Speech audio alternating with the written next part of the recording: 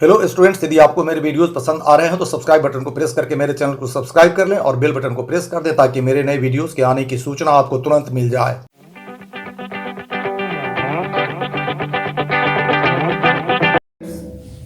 मेरे YouTube channel पर आप सबों का बहुत बहुत स्वागत है। आज हम फिर some important words and prepositions की चर्चा लेकर आगे बढ़ेंगे। तो इसमें फिर कुछ महत्वपूर्ण प्रीपोजिशंस की हम बात करेंगे। एग्जामिनेशंस के लिए ये सब चीजें बहुत महत्वपूर्ण होंगी आप लोगों के लिए। तो कुछ वर्ड्स एंड प्रीपोजिशंस को लेकर हम आगे बढ़ेंगे। ध्यान रखना है, सबसे पहले एक शब्द हम ले रहे हैं अकाउंट। ध्यान रखिएगा, अकाउंट फॉर एक फ्रेजल वर्ब है। ये अकाउंट और फॉर दोनों मिलकर एक अलग अर्थ लेता है और इसका निहित अर्थ होता है कारण बताना, कारण देना, है ना। अर्थात गिव द रीजन या रीजंस फॉर, ये इसका अर्थ होता है। बिल्कुल एक नया अर्थ ये लिए होता है, ठीक है। जैसे एक एग्जांपल हम ले, यदि हम कहते हैं कि account for the downfall of the Mughal empire, तो इस वाक्य का निहित अर्थ निकलता है कि मुगल साम्राज्य के पतन, डाउनफॉल मतलब पतन, पतन के कारण बताएं या कारणों को बताएं। तो डाउनफॉल का अर्थ हो जाता है पतन, ठीक है। तो अकाउंट फॉर यहां फ्रेजल वर्ब का काम किया और इसका निहित अर्थ है कारण बताना। लेकिन ध्यान रखिएगा कि अकाउंट का प्रयोग नाउन के रूप में भी होता है, जहां एक अर्थ इसका होता है खाता। तो बैंक वगैरह का जो खाता होता है उसके लिए भी अकाउंट का प्रयोग हम लोग करते हैं। और जब अकाउंट का अर्थ खाता होता है तब ध्यान रखिएगा कि यह काम करता है नाउन का और यह अपने बाद प्रीपोजिशन ऑफ लेता है। इसी तरह से अकाउंट का एक और अर्थ होता है, ध्यान रखिएगा। अकाउंट का एक अर्थ वर्णन भी होता है और ऐसी स्थिति में भी यह नाउन होता है और यहां भी इसके साथ प्रीपोजिशन ऑफ लगता है। जैसे एक एग्जांपल हम ले रहे हैं, यदि हम कहें कि he gave a beautiful account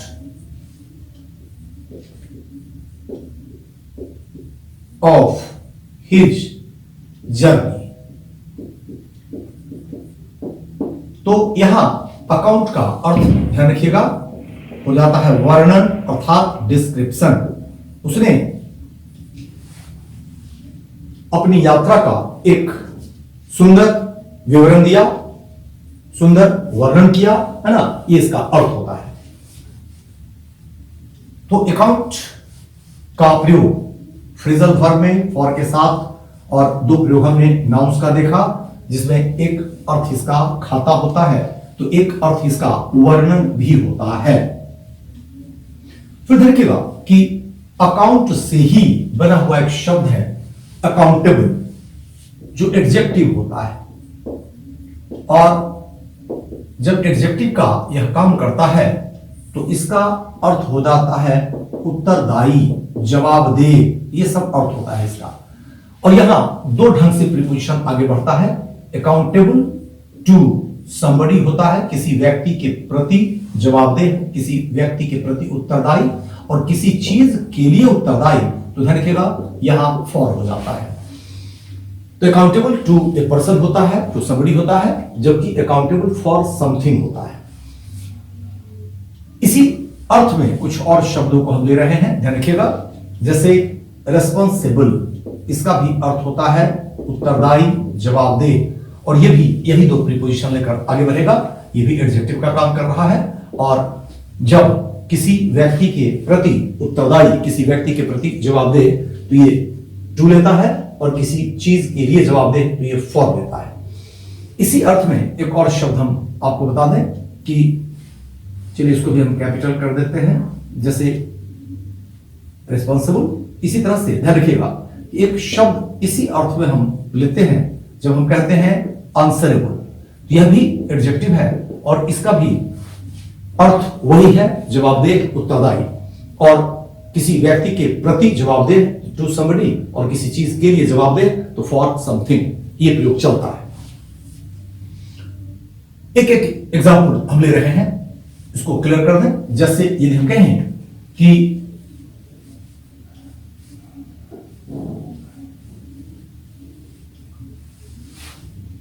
he is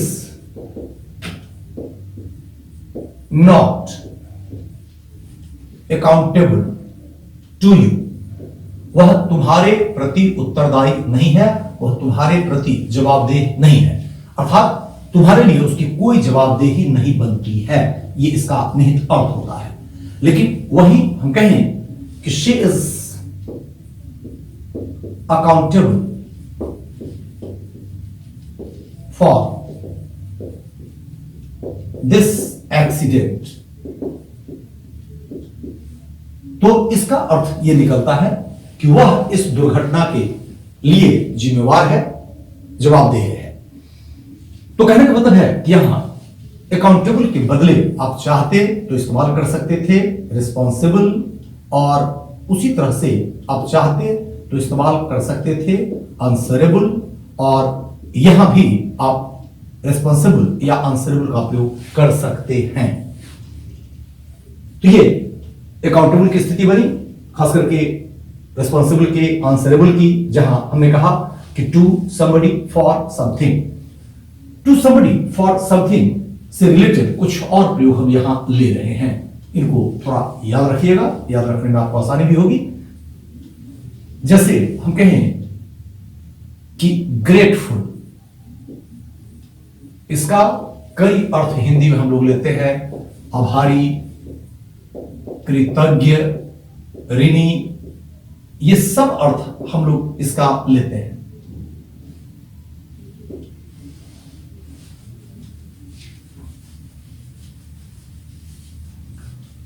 तो आभारी, कृतज्ञ, ऋणी, ये सब अर्थ हम लोग लेते हैं। और ध्यान रखिएगा कि इसका दो तरह से फिर प्रयोग आगे बढ़ता है, टू समबडी और फॉर समथिंग। तो किसी व्यक्ति के प्रति आभारी, किसी व्यक्ति के प्रति कृतज्ञ, किसी व्यक्ति के प्रति ऋणी, ये टू लेता है, जबकि किसी चीज के लिए आभारी तो वो फॉर ले लेता है। ग्रेटफुल के बदले आप चाहें तो इस्तेमाल कर सकते हैं ऑब्लाइज्ड, इसका भी यही अर्थ होता है।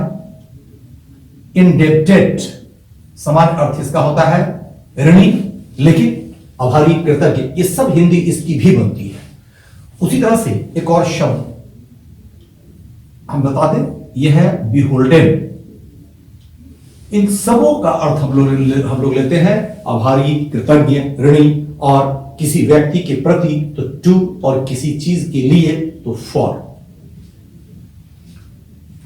जैसे हम इनमें से कोई भी वर्ड को लेना चाहते सेंटेंस बनाने के लिए, तो चलिए हम देखते हैं।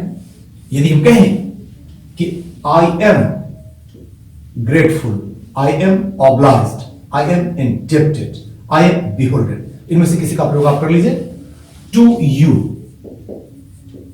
और इसी में हम आगे कह देते कि फॉर दिस हिल, तो इसका अर्थ यह निकल जाता हिंदी के अनुसार कि मैं इस मदद के लिए आपके प्रति आभारी हूं, आपका आभारी हूं, है ना, आपके प्रति कृतज्ञ हूं, ये सब हिंदी हम लोग लेते हैं। आपके प्रति ऋणी हूं, ये सब हिंदी हम लोग लेते हैं। ठीक है, तो grateful to, obliged to you, indebted to you, लेकिन फॉर समथिंग, फॉर दिस हिल।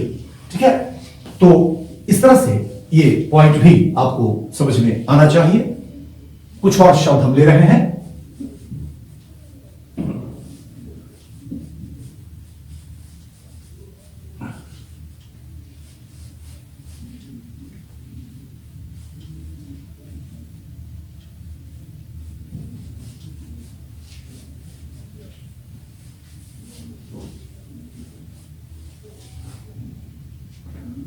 जैसे हम एक वर्ब ले रहे हैं अप्लाई टू समबडी, किसी व्यक्ति के पास आवेदन करना और किसी चीज के लिए आवेदन करना, तब हम लोग कह देते हैं फॉर समथिंग।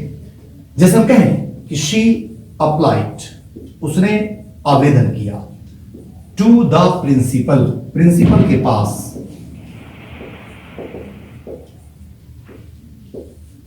फॉर लीव, छुट्टी के लिए, फॉर लीव, ठीक है।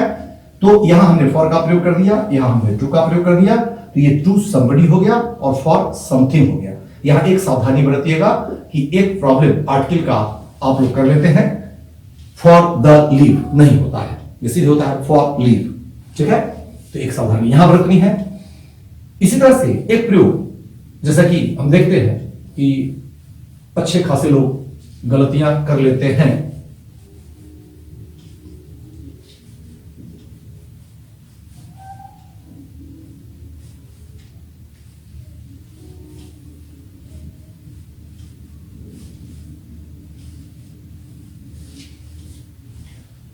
एक शब्द और हम यहां डाल दें, ध्यान रखिएगा। हम लोग कहते हैं थैंकफुल, इसका भी अर्थ होता है आभारी, कृतज्ञ आदि। थैंकफुल टू समबडी, और फिर इसमें भी चलता है फॉर समथिंग, ठीक है। जैसे फिर हम कहते कि I am thankful to you for this hill, तो मैं आपके प्रति आभारी हूं, कृतज्ञ हूं, ये सब अर्थ इसका भी हम लोग लेते हैं। Thankful to somebody for something.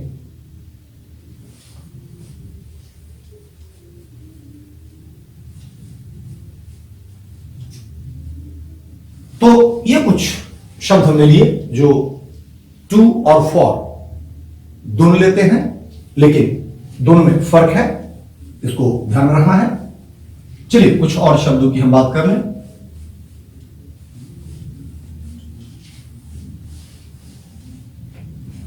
Amazed,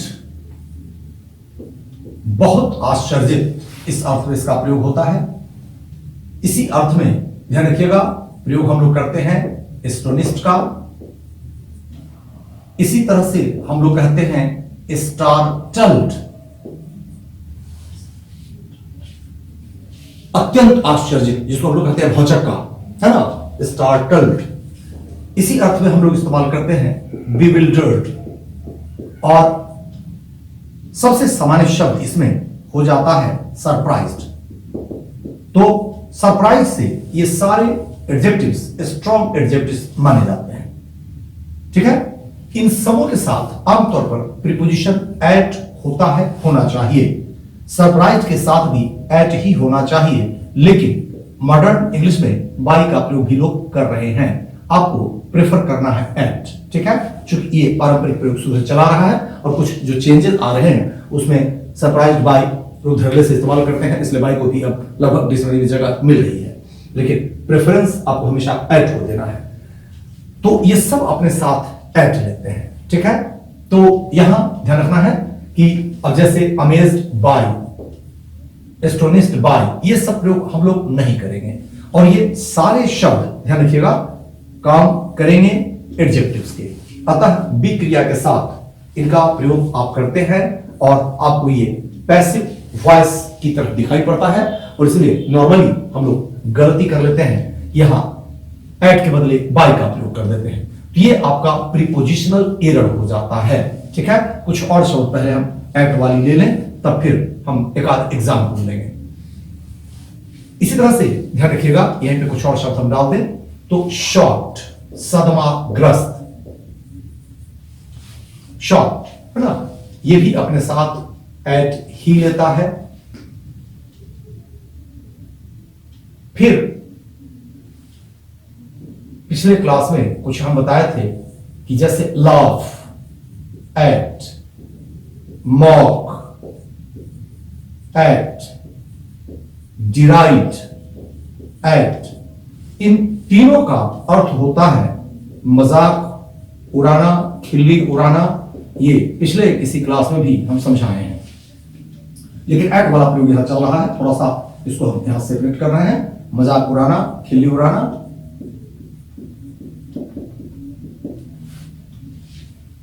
ये सब एट के साथ चलेगा। इसी तरह से ध्यान रखिएगा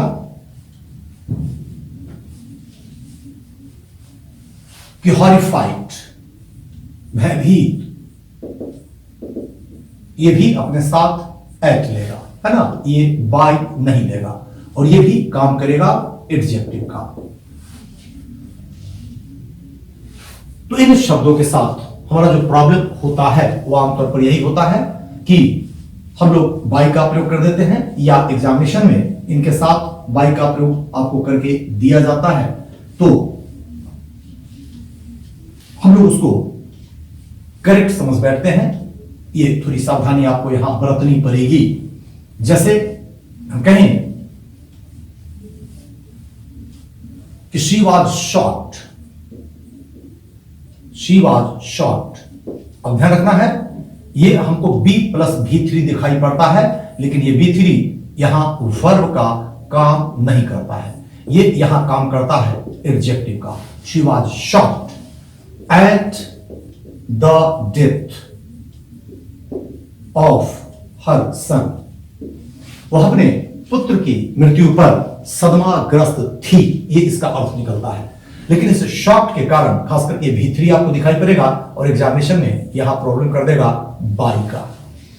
यहां बाई नहीं होता है, नहीं होना चाहिए, यह ध्यान रखना है।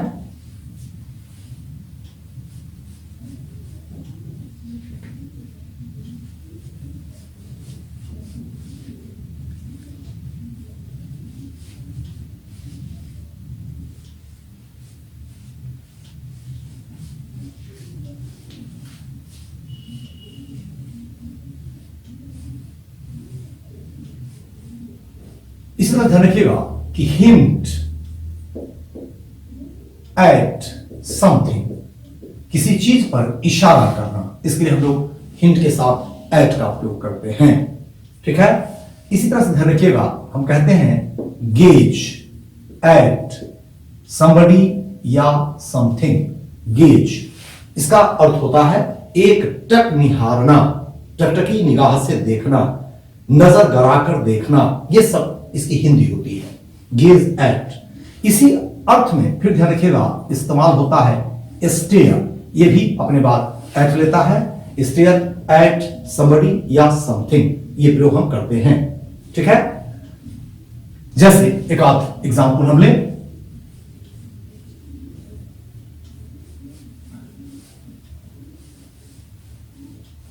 She was gazing at you। इसका अर्थ यह निकल जाएगा कि वह तुम्हें एक टक निहार रही थी, तुम्हें टकटकी लगाकर देख रही थी, तुम्हें अपलक निहार रही थी, अपलक देख रही थी, है ना, यह सब इसका निहित अर्थ हो जाता है। She was gazing at you.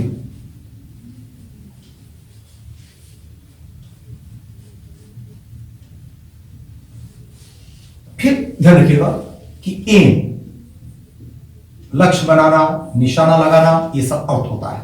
इसका दो तरह का प्रयोग होता है, एम एट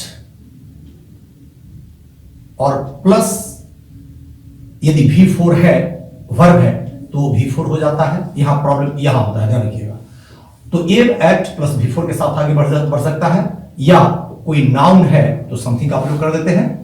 लेकिन एम के साथ इन्फिनेटिव का प्रयोग भी चलता है, अर्थात ये 2 प्लस V1 भी ले सकता है, और ये दोनों प्रयोग हमारे ग्रामेटिकली करेक्ट माने जाते हैं।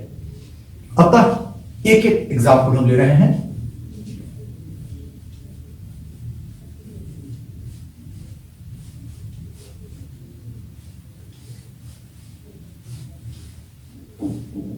He aims at becoming a successful doctor। अर्थात वह एक सफल चिकित्सक होने का लक्ष्य बनाता है। He aims at, लेकिन एक प्रयोग हम ये भी कर सकते थे, He aims to become a successful doctor। वह एक सफल चिकित्सक होने का लक्ष्य बनाता है, अर्थात उसका लक्ष्य है एक सफल चिकित्सक होना, है ना। तो ये इसका अर्थ होता है। यहां ये दोनों प्रयोग करेक्ट होते हैं, ये ध्यान रखिएगा, ठीक है। तो आज कुछ शब्दों को हमने आपको बता दिया है, क्योंकि जैसा कि हमने कहा कि ये सारे शब्द आपको प्रीपोजिशंस के साथ कहीं ना कहीं से थोड़ा याद करने हैं, तो इतने शब्द आज के लिए काफी हैं। इनको आप निश्चित रूप से तैयार करें, याद करें, और अगले क्लास में फिर हम कुछ और इंपॉर्टेंट वर्ड्स एंड प्रीपोजिशंस की चर्चा जारी रखेंगे। आज यहीं तक, लेकिन समाप्त करने के पहले फिर जैसा कि हम कहते हैं कि वीडियोज यदि आपको अच्छे लग रहे हैं तो निश्चित रूप से लाइक करें, शेयर करें, सब्सक्राइब करें और अपने कमेंट्स भी अवश्य लिखें। क्लास डिस्कशन यहीं तक। बहुत बहुत थैंक्स।